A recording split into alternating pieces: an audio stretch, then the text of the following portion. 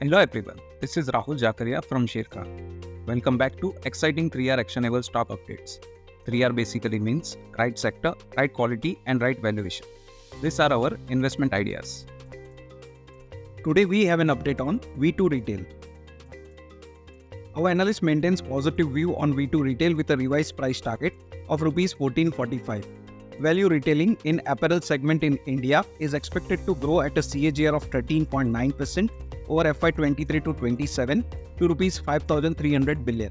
V2 Retail is the best play in the apparel value retail segment with a higher revenue per square feet of Rs 10,248 and gross margins of 34%, which is highest among close peers.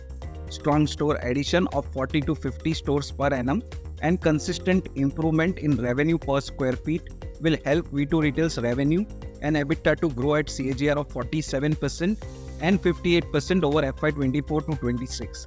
Valuation at 18 times FY25 and 12 times FY26 EV by EBITDA look attractive in view of strong growth prospect in value fashion segment and V2 Retail's strong position in the space with better operating parameters versus peers. Investment in securities market are subject to market risks. Read all the related documents carefully before investing.